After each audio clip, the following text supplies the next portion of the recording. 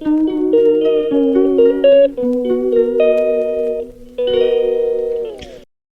ভরলো না বাবা, শুধু গামলা আর ড্রামটুকুনি ভরলাম ভাস, ব্যাস 11:30 বাজছে, এত তাড়াতাড়ি জল চলে গেল। অন্যদিন কত জল দেয় আর সব বালতি ফাঁকা রয়ে গেল। মেঘলাও করেছে, এরকম করে জলটা চলে গেল কেন কে জানে, তো তাড়াতাড়ি। গরমকাল পড়ছে।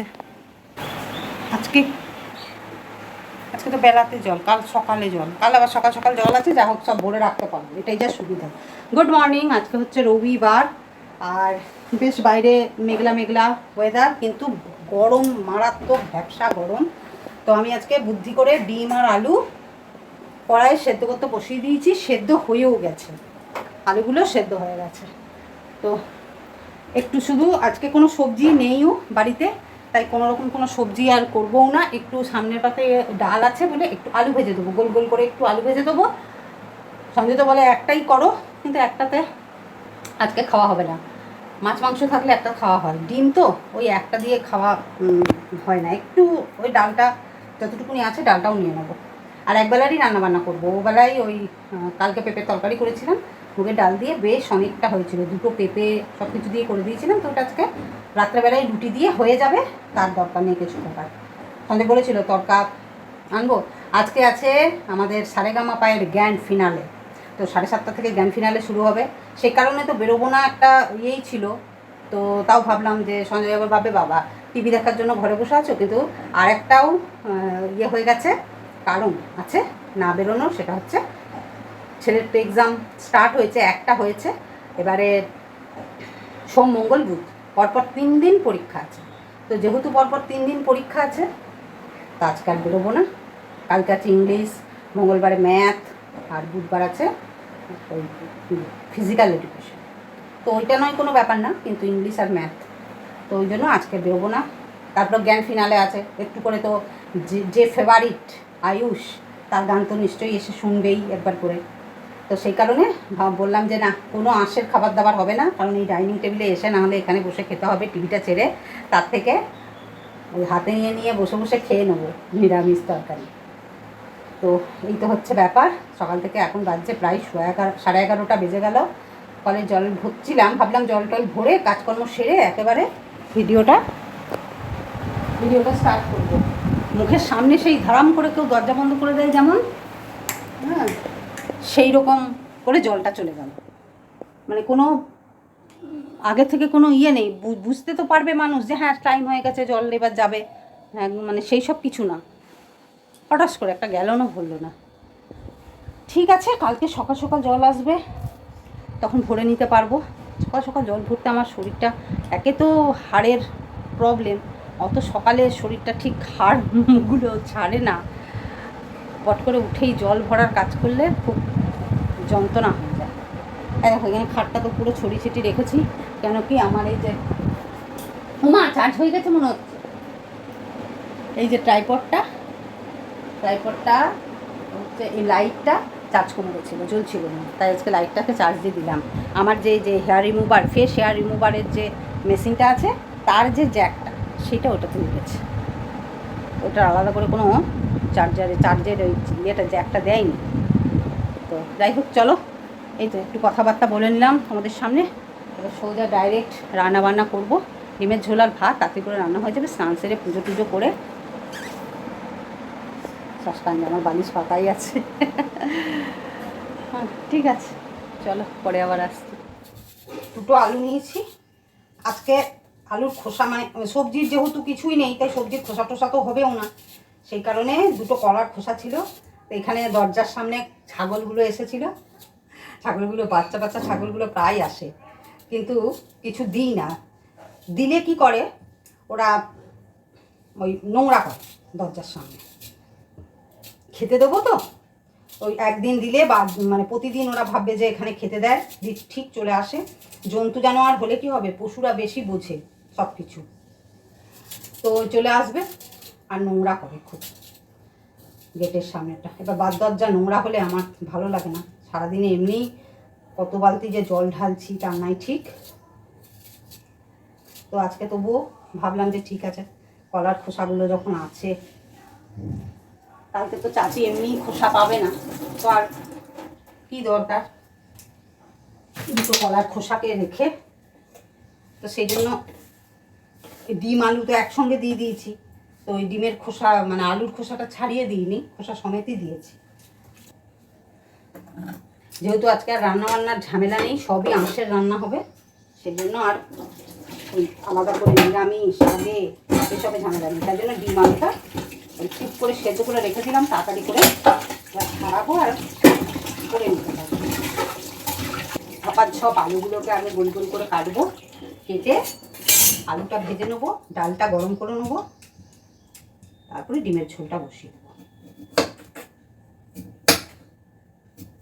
এই বড় বড় আলু তো খুব পচা বেরোচ্ছে, এত বড় আলু নিয়ে বসছি সবজি কাটতে কাটতে বসে দেখছি ভিতরে পচা।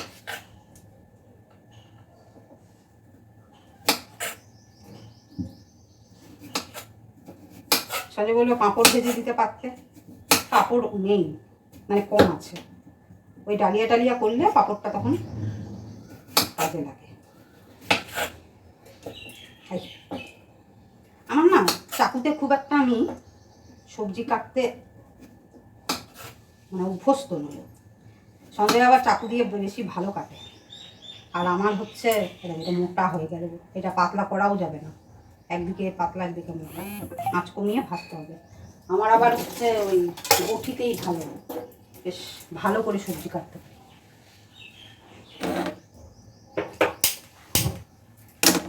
ডিম আলুটা একটা বাটিতে রাখি, কড়াইটা বসাবো। যে আলু ডিম এইসব কড়াই, অ্যালুমিনিয়ামের কড়াই সেদ্ধ করলে কড়াইটা একটু কালো হয়ে যায়।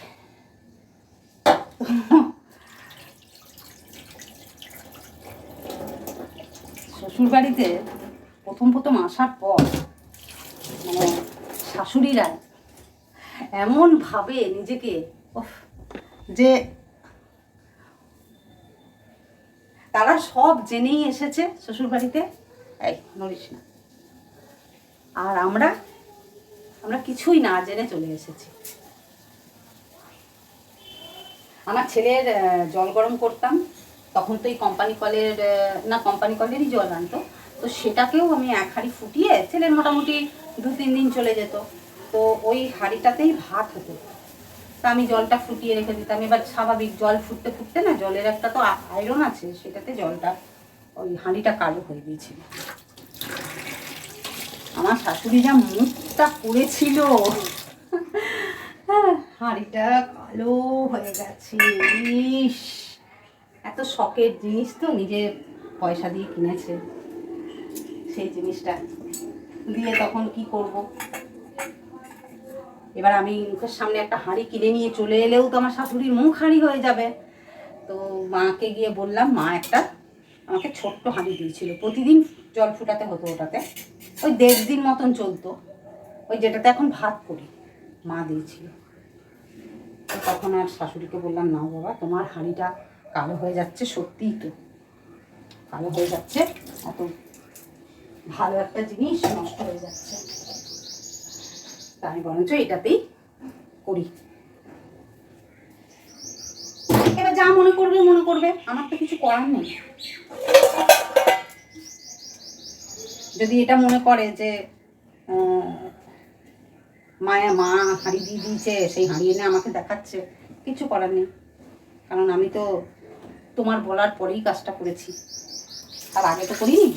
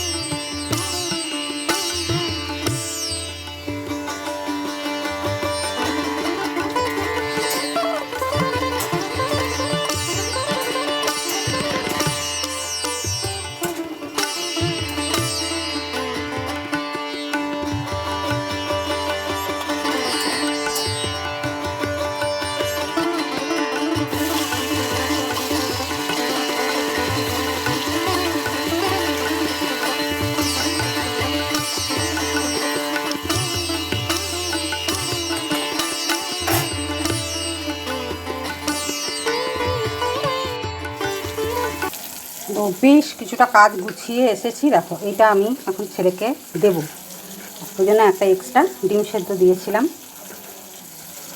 আর এখানে আলু ভাজাটা হয়ে গেছে, দুটো শুকনো লঙ্কা ভেজেছি, কারণ আমার এই আলু ভাজা আর ডাল দিয়ে শুকনো লঙ্কা ভাজাটা খেতে খুব ভালো লাগে। সঞ্জয়ের আবার কাঁচা লঙ্কা, কিন্তু আমার ভাজা ভুজির সাথে কাঁচা লঙ্কা ভালো লাগে না। আর এখানে ডিমের ঝোলটা বসানোর জন্য জিরে ফোড়ন দিয়ে পেঁয়াজ আর রসুনটা দিয়ে দিয়েছি, আর ওই যে টমেটোটা আগে দিয়ে দিয়েছি। যেহেতু আলুটা সেদ্ধ আছে তাই মশলাটা কষিয়ে নিয়ে তারপরে আলুটা দেবো। এই সেদ্ধ আলু দিয়ে ডিমের ঝোল, তারপরে যদি আলু পোস্ত বেশ একটু পেঁয়াজ দিয়ে হোক কি নিরামিষ, অপূর্ব স্বাদ হয়। যখন আমি প্রথম রান্না, মানে খুবই ছোট, ক্লাস 8-9-এ পড়ি, তখন আমার মা যদি না থাকতো এরকম আলু পোস্ত বানিয়ে, মানে সেদ্ধ আলু দিয়ে আলু পোস্ত বানিয়ে আমার জেঠুকে খাইয়েছিলাম। আমার জেঠু এত প্রশংসা করেছিল, গোটা বাড়িকে, গ্রামে গিয়ে সবাইকে বলেছিল। আর এখানে মশলাটা রেডি করে নিয়েছি, ধনে গুঁড়ো, জিরে গুঁড়ো আর লঙ্কা গুঁড়ো আর হলুদ। মাছের ঝোলে আমি ধনে গুঁড়োটা দিই না, কিন্তু ডিমের ঝোলে দিই। এটা একেবারে রেডি করে নেবো, কারণ বারবার ওই হাত ধুয়ে ধুয়ে প্রবলেম হয়।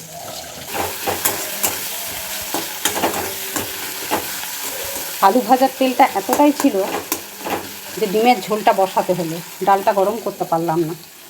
তো মশলাটা কষিয়ে নিই, তারপরে ডালটা গরম করে নেবো লাস্টে।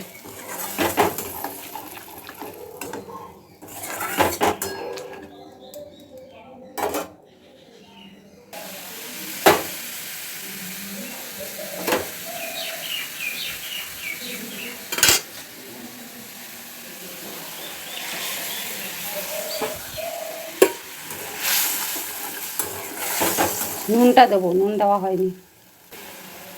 আমার এই চামচটা দিয়ে নুন দিতে খুব সুবিধা হয়, হাত দিয়ে আমি আবার নুনটা দিতে পারি না। আমার মনে হয় যেন বাবারে কেমন লাগছে। এই চামচটাই আমার মাপ। আর অন্যের বাড়িতে যখন রান্না করব তখন দেখা যাবে। আমি চামচেই দিই, মানে আমার এটা ছোট চামচ, যদি কারোর বাড়িতে বড় চামচ হয় তো সেই চামচে আমি আন্দাজ করে নিই যে আমার চামচটার যদি এইরকম মাপ হয় ওটা ডবল হবে, বুঝলে, অসুবিধা হয় না।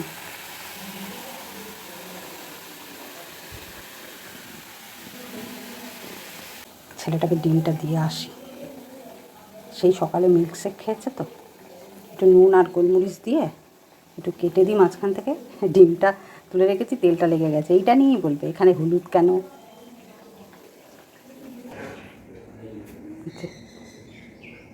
হাতেই রেডি করেছি, এবার দেখো কি বলে।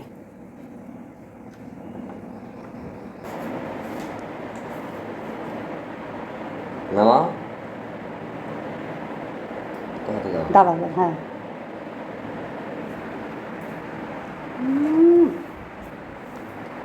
ডিম পায় না। মাছ হলেই মাথা গরম। আজকে আবার দুটো ডিম, দুপুরেও ডিম, এখনও ডিম। হ্যাঁ, এই দরজাটা খোলা রাখছি, হাত ধুয়ে যাবি। খুব খুশি, ডিম পেলে খুব খুশি। বাপও তাই ছিল, আর এখন হাই প্রেশার রোগ ধরিয়েছে, আর ডিম খেতে পারে না। ডিম আর ডিম, কী যে ডিম আমারও খুবই ভালো লাগতো, কিন্তু এখন আর ওই পোলট্রির ডিমের স্বাদ না সেই পাইনি, সেই জন্য ভালো লাগে না। মশলাটাও কষে গেছে, ডিম আর আলু একসঙ্গেই দিয়ে দিচ্ছি, যেহেতু সেদ্ধই আছে।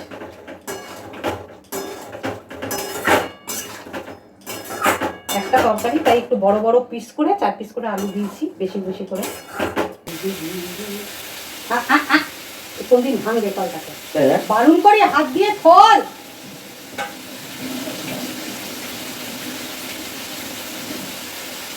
ওই কুনুইটা কাটবে, ওইটা খোঁচাতে প্লাস্টিক। এবার আপন মনে ভাত হবে, আমার আর কোনো কাজ নেই, একদম সেই 1:30টা দিতে।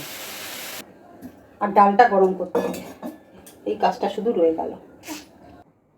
ডিমের ঝোলটা ওদিকে বসিয়ে ভাবলাম ফ্যানটা একটু পরিষ্কার করে দিই, প্রচণ্ড নোংরা হয়েছে ফ্যানের ব্লেডগুলোতে, ওই সাইডে পুরো পুরু হয়ে একদম ময়লা মানে যেন চিটে বসে আছে। সার্ফ জল দিয়ে পরিষ্কার করতে পারলে আরও ভালো হতো, কিন্তু আমি তো আর অতটা পারবো না, অনেকটা উঁচু। আর সঞ্জয়কে বললে সঞ্জয় একদম সময় পাচ্ছে না, যদি আজ বলি তো 10 দিন পর সেই কাজটা হবে। আর এখন পড়ানোটা যেহেতু উল্টোপাল্টা হচ্ছে, মেজাজটাও সবসময় ঠিক থাকছে না ওর, তো যে সেই কারণে ও যে কাজগুলো নিজে থেকে করে সেগুলোই করে, বাকি সব কাজ আমি করার চেষ্টা করি। তো খাটের ওপর একটা টুল দিয়ে চেপে তারপরে উঠেছিলাম, অনেকটা উঁচু আর অনেক ময়লাও, দেখলে তো এই ন্যাকড়ার মধ্যে, কাপড়টার মধ্যে ময়লাগুলোকে পুরো ভিতরে ঢুকিয়ে নিয়ে নেমেছি একবারেই, যাতে ময়লাগুলো বারবার যেন আমাকে না নামতে হয় সেই জন্য। তো আর যেহেতু স্পন্ডিলাইটিসের একটু প্রবলেম আছে, তো ওই উঁচুতে উঠে কিন্তু ওপর দিকে খুবই ভয় লাগছিল নামবার সময়, ধরার তো কোনো জায়গা নেই। আর এদিকে দেখো ডিমের ঝোলটাও কিন্তু আমার কমপ্লিট হয়ে গেছে, শুধু ওপর থেকে গরম মশলা দিয়ে দিয়েছি, ব্যাস। খুব সুন্দর স্বাদ হয়েছিল, দারুণ খেতে হয়েছিল। এবার শুধু ভাতটা বসাবো আর তারপরেই আমি স্নানে চলে যাব, নাহলে এখন ঢালতাম না।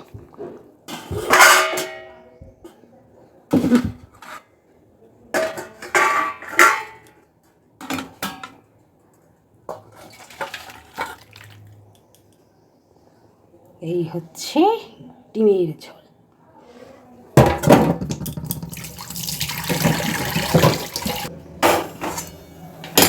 চলো এটা ঢাকা দিয়ে দিই, না তো গরম মশলার সেন্ট বেরিয়ে যাবে। এই যে ভাতের চাল ধুয়ে রেখে দিয়েছি, ডালটা শুধু গরম করব, দিয়ে চলে যাব স্নান করতে। Good evening. বিকেলবেলায় বেরোবো না আজকে বলেছিলাম, মোক্ষম দুটো কারণের জন্য, কিন্তু তবুও বেরোতে হয়েছিল। আসলে আমি সঞ্জয়কে বলেছিলাম যে তুমি আর আমি বেরিয়ে কিছু জিনিস কিনে নিয়ে চলে আসবো, বাবানকে বেরোতে হবে না। কিন্তু সঞ্জয়ই বাবানকে অফারটা দিল যে বাবানও চলুক, আর ও রাজি হয়ে গেল। কারণ ও বুঝতে পেরেছিল যে আমরা যখন বেরোচ্ছি নিশ্চয়ই ওর একটা কোনো শখ আমরা পূরণ করতে যাচ্ছি। মুখটা করেছে দেখো। তো যাই হোক, আজকে অনেক কিছু জিনিস কিনে ফেলেছি, সাথে ওর একটা শখ পূরণ করেছি। এ দেখো, এই শাঁখটা ও বহুদিন ধরে আমার কাছে আবদার করছিল। আসলে আমি ওর মনের মধ্যে এটা ঢুকিয়েছিলাম যে একটা ভালো শাঁখ আমি কিনবো, আর সেটা ওর মনের মধ্যে ঢোকানোর পরে ওই আমার ওপর প্রেশার দিতে থাকে। কোনো দিন কোনো শখ আহ্লাদ এমনিতে করেও না, কিচ্ছু চায় না, খালি এই সন্ধে দেওয়ার সময় শাঁখটা ওর বাজাতে অনেক কষ্ট হয়। ওই ছোটো শাঁখটা আমার শাশুড়ি মাই হাতে করে দিয়েছিল, তো এতদিন পর্যন্ত বাজাচ্ছিলাম।